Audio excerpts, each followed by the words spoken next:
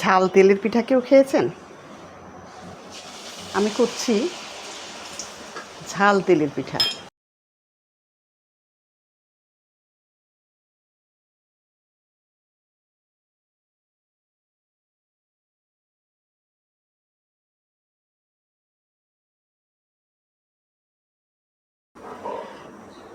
এই যে আমার হয়ে গেল ঝাল পাকান পিঠা।